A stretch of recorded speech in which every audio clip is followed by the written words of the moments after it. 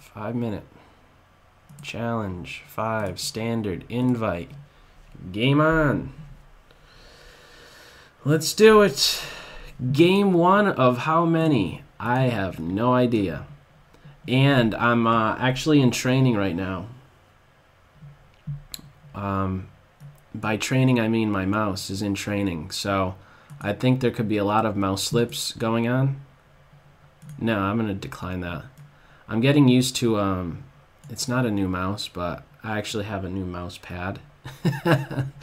Which seems maybe a little silly, but it's actually moving at a different speed because of the different pad that I'm using.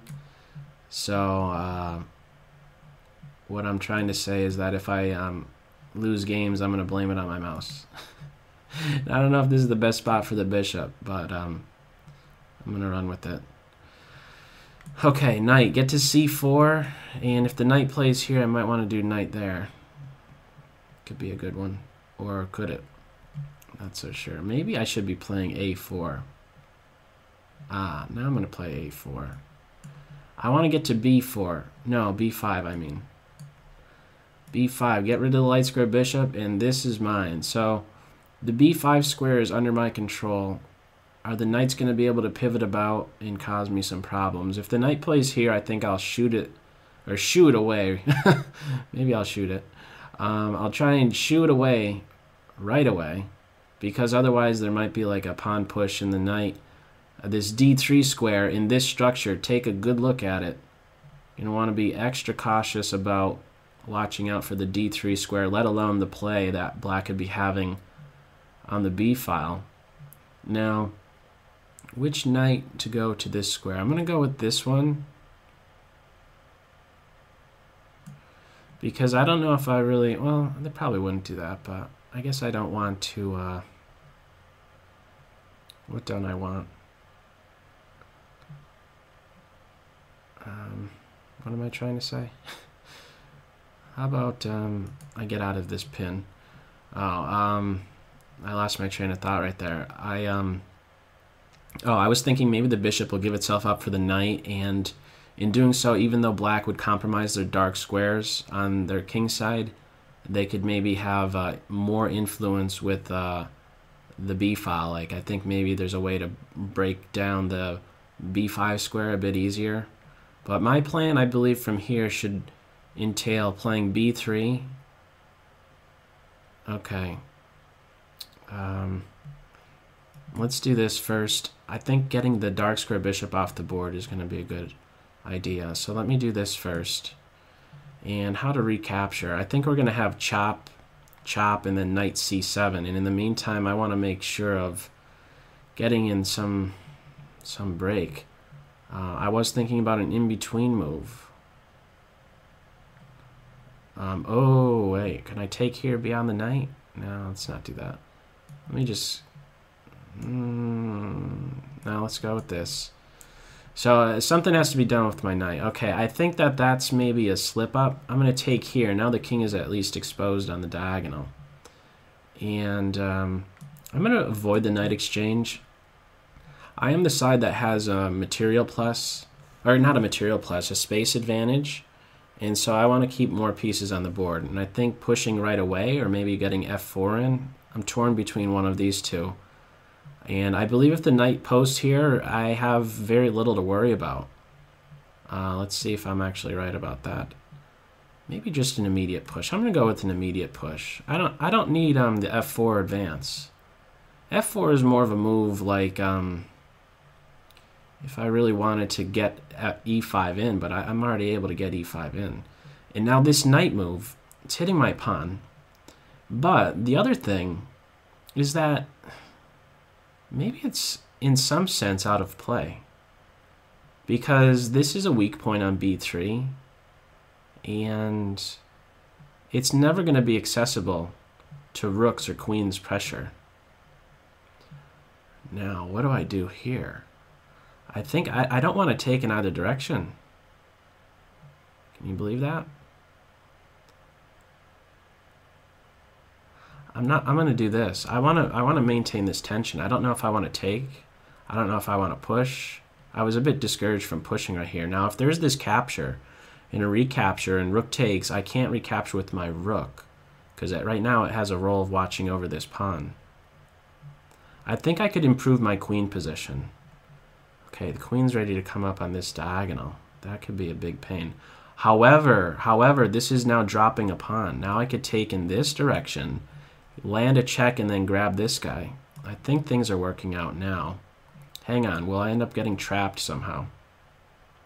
Ooh, I'm glad I thought about that because guess what? I would be getting trapped. Queen check, rook block, queen takes pawn, rook a6, and guess who's dead? The queen. The queen is officially cooked if I go for that line. What do you know? Sneaky, sneaky, sneaky. Did my opponent calculate that? Queen check, rook here, queen takes pawn.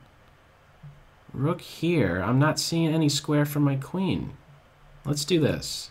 Now if I grab here, I could run away along this diagonal. So I think rook right here is best. I'm looking to break open this. If there's a rook right there, where should my queen go? Is a wonderful question that I have no good answer to. What do you do? What do you do? What do you do? I'm gonna play here. It looks very passive, but I'm gonna do it. If I played to f3, we're not even with time. I'm down on time. If I played queen f3, I think there could be like just queen here. I want to maintain the queens on the board. Now I want to get my knight working, and I don't know that I benefit from keeping my pawn around here. Actually, so yeah, let me do this, and as a continuation, let me do this. My knight, I think, is better placed, putting pressure on this pawn right here. If he well, actually both pawns, so there is a constraint now placed on the black rook. My knight is having, I think, a bit more of an influence on the position. This king is a bit more exposed than my own. Given the time, I'd like to play h3. I don't know if I could get that in time. I do want to get my rooks working a bit more, maybe post up on e6, or even queen to f4 now, converging on d6 and f6, but, and this is a big but here. Oh, man. Oh, am I in trouble? No, there's a fork right here. I missed that fork. Why wasn't I considering the fork move? I have this fork. Queen right here. Is there going to be discovered checks? Let me take this and then contest this file right here. Pressure on f6. Okay, wait. I'm going to do this. I think this is... No, the knight's going to get the pawn. Oh, okay, wait. The diagonal's opened up. So what? What does that mean? I'm going to take here. And then try for a queen exchange. I'm going to take with my rook. I want to get their d pawn. Do I have time? 42 seconds. My opponent is a good player. Good and fast. So, okay. Let me do this, and then I get that pawn. Am I mistaken? Do I get the d6 pawn? I need to make sure I get the d6 pawn. I think I'm getting it, no matter what. Should I pre-move that? Again, I have basically a new mouse. A mouse with a new home, I guess you could call it. He's, okay, now there's this, and there's no tricky stuff. My king is around to watch over stuff here. And that knight is a giant pain. But I think I have everything under control. I'm going to play king here and get the pawn. 26 seconds. Okay, now I think my king just goes into munch time mode. Munch time mode? Oh, man. Munch time mode. Just gobble him up. Even if there's a fork at this point, I have everything, and I just want to make sure the knight is dead. Let me just kill the knight and run with this. I'm going to make black work a little bit harder to get that. Okay. Hang on. Let me just make sure of this. Okay, I'll be testing out the mouse here. I'd be real happy if I could actually move quicker. And so far it seems like I'm having very less, not as many missed mouse clicks, which is wonderful. I usually end up having a ton of missed mouse clicks, so I might be, my mouse might be new and improved. Okay. Good game, down to the wire. Yes, my opponent was typing that they missed the fork, and you know what? You're not the only one. Because I missed that too. I was just focused on the pressure points A5 and D6, and okay, I guess I had B6 too, but it took me a while to see it. So let's go back. Benko Gambit. I guess the declined version of it. Just the B file is the one that I'd have to be most cautious of. Rook to B8 and bishop to G7 will be converging on B2. So this is all pretty standard stuff, although I don't know about my bishop's placement. I guess it's okay. If there is another square, it would be D3. I wouldn't be considering C4. That's the spot I would like to get my knight to. This is, I wonder about the knight move. I wonder why the knight actually went back. I don't know. I'm not sure of this move. I don't know. I don't know what's going on with the knight going back like that. But anyhow, my knight. This is a typical journey. Be very aware of it. Take a snapshot of just the pawns alone from this position. A knight on C4, and eventually in an E5 move. I think I went over this in a previous stream, and now with this pawn push, it really changes the. Well, it gives a great direction to the game now, because a lot of the attention will be focused on B5, since that is the weakness that was left behind because of the move A5. So push.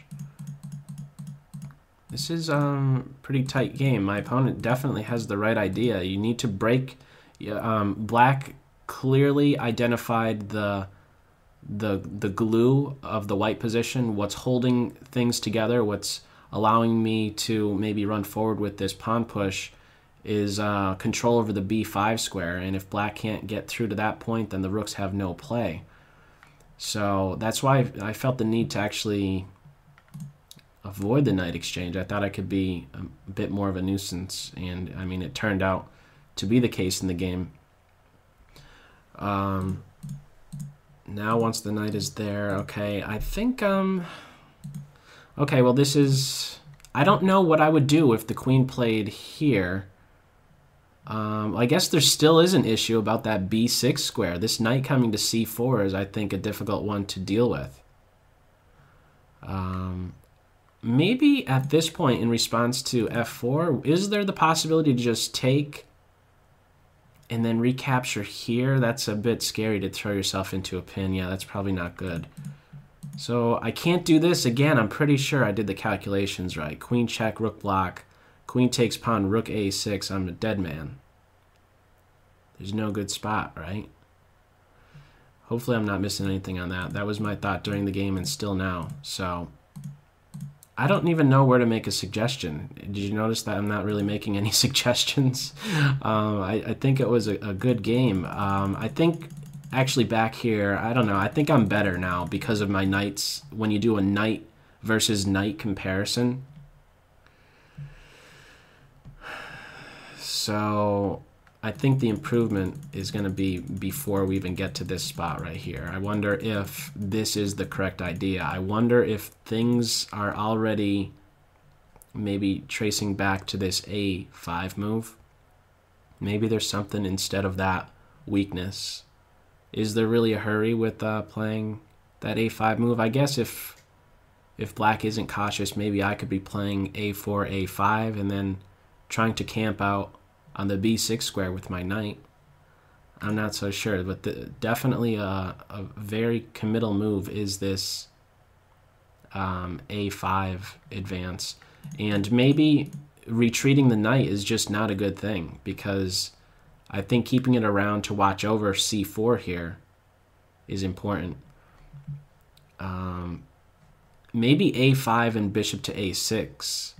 Well, that's what was played, but don't do this knight retreat, I think. If there's a suggestion, I guess, to make, don't come back with the knight. And also be aware of one other thing on the black side, and I think black did it. Yes, this right here. After black castles, right here, when there's this castling move, the knight now has e8, and this is I've seen this many times. E8, c7, and sometimes, and maybe this is an idea, e8, c7, b5. And you could maybe get that idea in if your pawn is still on the a6 square. e8, c7, b5, and from b5 you're looking to plant on this weak point d4. So this will give me something more to think about. In fact, I'm thinking I actually had this played against me in a slower game, like an over-the-board game.